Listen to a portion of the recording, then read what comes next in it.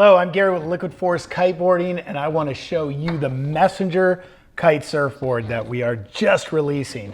So the first thing, let's talk about the vitals of this board, which is the dimensions. This is a 5'2" 2" board. It's 18.5 inches wide at the midpoint.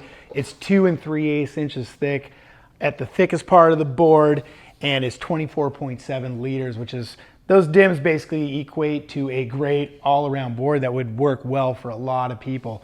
Next thing let's talk about is the outline. Obviously what we have here is a blunt nose design. For kite surfing, there's a lot of benefits with this blunt nose design. Everything from early planing, stability, lower swing weight, and overall more surface area on the nose section of the board. So when you get in those weird, funky wind conditions, you're gonna stay up on top of the water instead of sinking to your knees. Let's move on into what we did with the outline towards the tail. We did keep the midsection in a true midpoint of the board. Some of the other boards that are a blunt nose design, they move the midpoint a little bit forward. We kept ours a little bit back. What does that do? Basically, that helps the board be more versatile in multiple surf conditions, anywhere from knee-high slop to head and a half, double overhead. This board is going to inspire confidence to let you push your limits overall. At the same time, that midpoint keeps a nice centered midpoint swing weight for the board when you're doing strapless air tricks.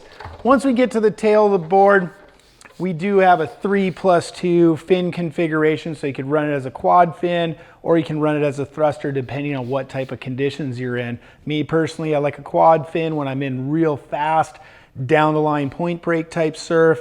If I'm in crunchy, beach break, sloppy surf, I go to a thruster where I need something that pivots a little bit more off of the tail.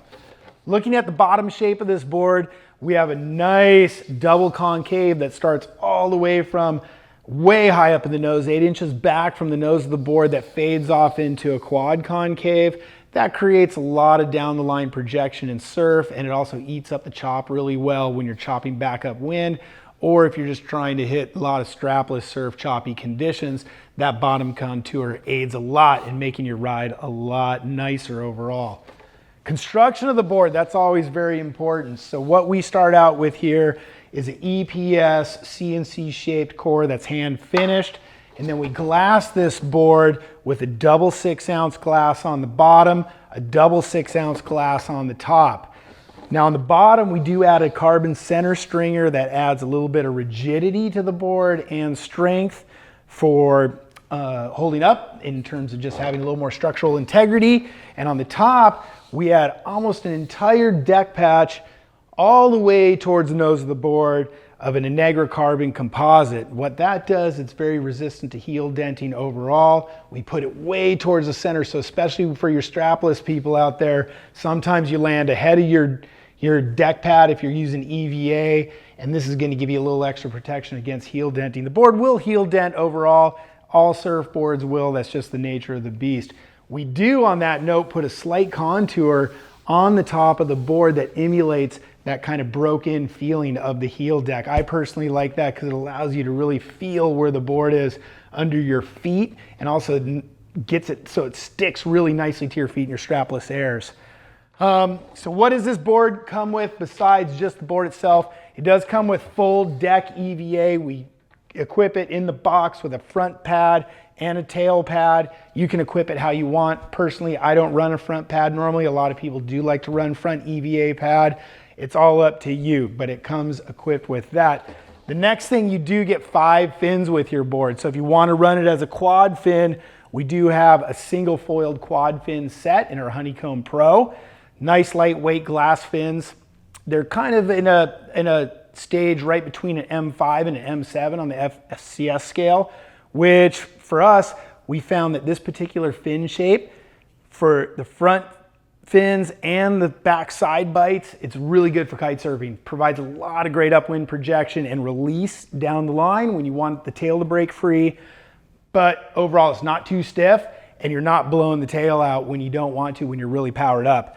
The next thing for our center fin, which we do a different color so you don't get it confused, is a double foiled center fin when you run a thruster in the same construction. So it's a glass composite with a foam core. They're ultra lightweight with a great flex property to it, yet they're still ultra strong.